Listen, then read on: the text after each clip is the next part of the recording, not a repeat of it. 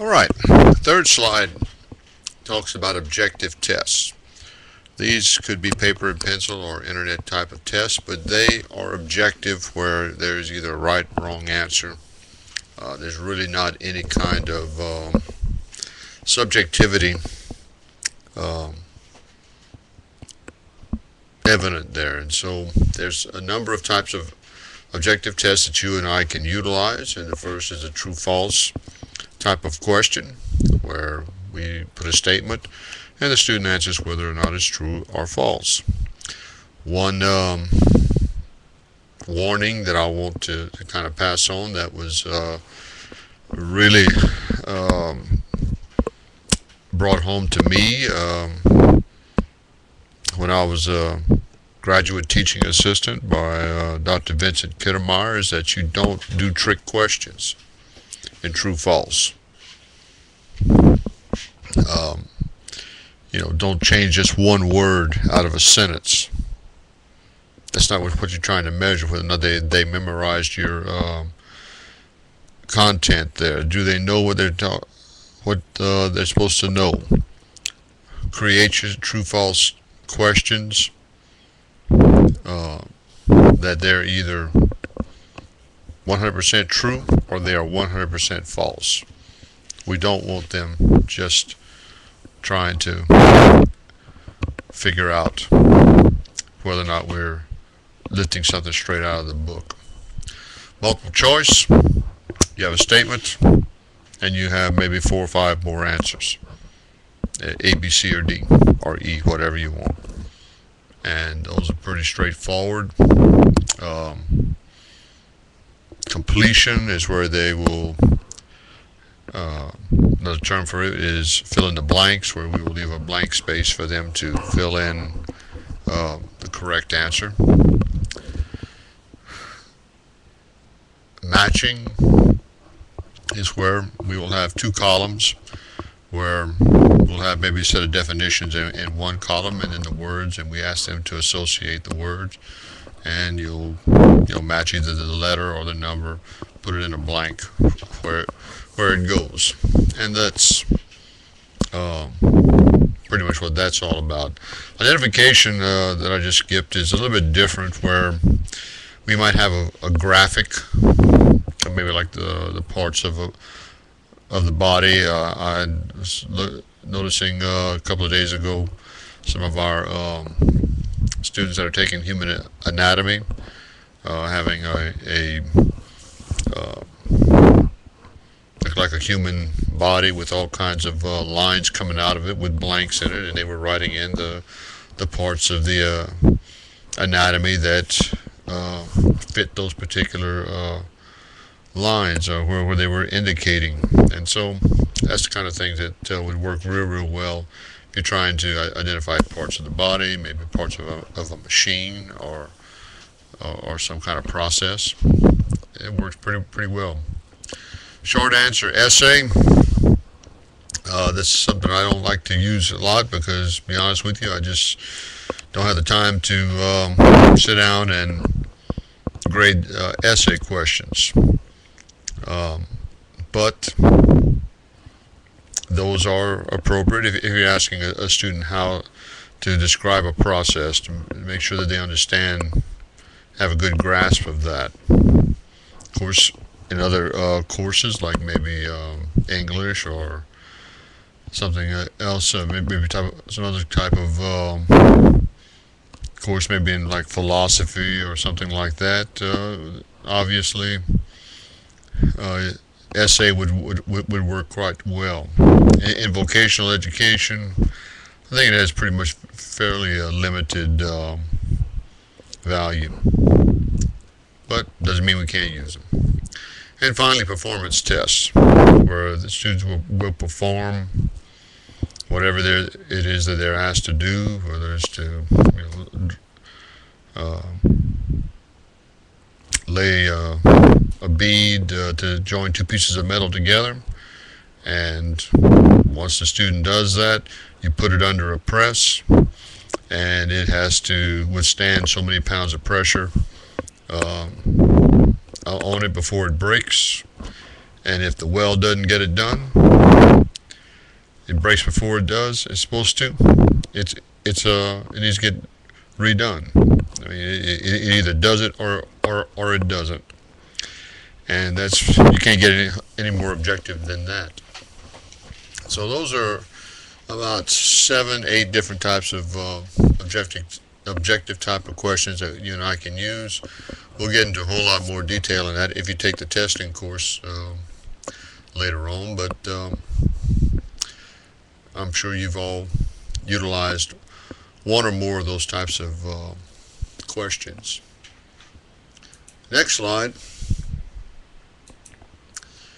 talks about test construction, and just to kind of hit the highlights on that. First of all, your objectives. What is it you're trying to test and trying to measure? You need to have that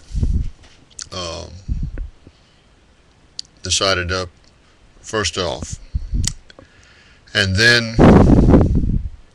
develop an outline. Okay, how am I going to address those objectives? 1, 2, 3, 4, right down the line. Then once you have that outline set up, you pretty much have your roadmap to construct the whatever items you want, whether it's true, false, matching, fill in the blank, whatever it is to cover the content that you're trying to test on. And finally, then you assemble the test. You'll want some answer sheets for your students to utilize, unless you want them to go ahead and write on the test. Many teachers, myself included, don't want that to happen because, let's face it, paper is kind of a scarce commodity right now. So give the tests, pass out an answer sheet like that. You don't write in the test itself. You can take that, lock it away, use it again if you ever need to. And then with just that answer sheet, then you can kind of design yourself a little scoring key that will help you grade those test papers in a fairly quick manner. And let's face it, who likes to grade test papers? It's, I guess, one of the necessary evils of being a teacher. Students deserve to have their scores back to them as soon as possible. This is one of the great, I guess, benefits about distance ed with all of the course management systems that we have out there right now. Once you create your test on that course management system and let them take the test on it, as you've had in your experience, you're able to get your answers fairly quickly. I know for some of y'all it took a little while for me to get some of the essay questions answered, but as for the objective type of questions that you've had on some of the tests, you know exactly right then and there whether you got the answer right or wrong. And then finally you assemble the test and get it ready to go.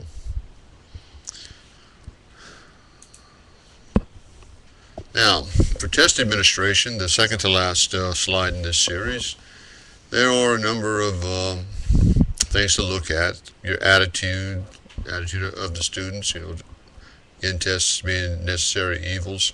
Distractions. I used to do some compass testing for our school, and the worst thing that could happen while students are taking the compass test is for us to have a fire drill. And have that kind of distraction, or else some kind of meeting pops up. You got everything ready to go, half your class is gone to a class meeting. And so those things happen. I'm going to try to minimize them, but they do. Just stay flexible. Cheating, ever since tests have been given, students want to cheat.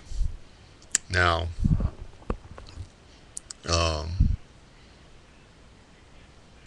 I wish I had the answers to not make students cheat, but they will, and certainly they ought to know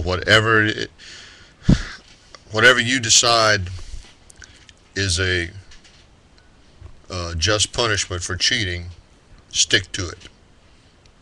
And if they cheat, do it. No questions asked. Make no distinctions, because if you let some people slide or else don't apply the same kind of sanctions to them because of that they're cheating, you just lost your credibility with your students. If they're caught cheating, do what you tell them that you're going to do to punish them for that, and then make it stick. Make sure that you got some instructions that your students can follow very, very easily in order to answer the questions and to kind of go through the mechanics of the test. Always supervise your students. You don't want to be outside the classroom while they're taking the test, because that's just an open door for them to walk through to cheat. Scoring, I kind of mentioned that a little while ago. Just try to come up with as easy a system for you to grade. And let's face it, we're all human.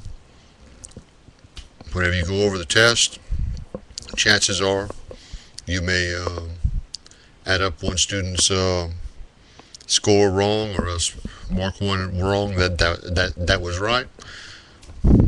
Just don't worry about that being a problem. Just say, hey, I made a mistake. Let's change it. And then finally, grading.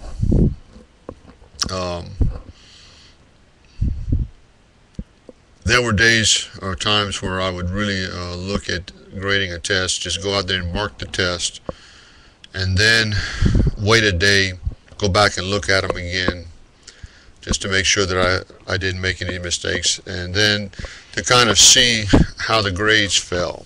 I mean, let's face it, if I had a 100-point test and nobody made past a 90 on it, then that was clear to me that the test was either too hard or else I didn't cover the information. Then I would go back and kind of round the scoring down, or else throw out the test. Let's go back and reteach what we were supposed to be going over. So don't get hung up with making sure that those grades are set in stone. They're supposed to be a measure of your students' achievement. And if it means taking a little time and getting those grades and getting them right, I think it's time well spent. Finally, and I'm going to try to ease this into this particular lesson, is evaluation of instruction. That can happen basically three types of ways. Administrative evaluation is basically when our supervisors come in, observe us. It's very, very formal evaluation, and it certainly is evaluation to see if we're doing our jobs. It just depends whether you're post-secondary or secondary. The systems are a little bit different, but they are in place. Then we have student evaluations, and so certainly at the post-secondary level, every semester students have a chance to kind of rate our jobs to see how we've done, whether or not they've learned anything. And that's part of sometimes the administrative evaluation. At the secondary level, you don't always see that, but certainly at the post-secondary all the time. And finally, self-evaluation.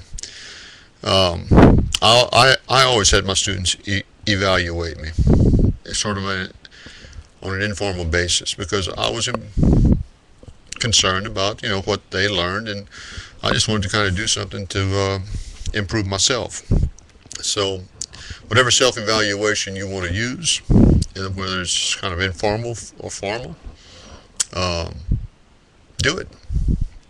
So I think I'm pretty well maxing out my time right here, so I'm going to go ahead and close this lecture here, and I'll have another little lecture to talk about your final project and kind of wrap up some things.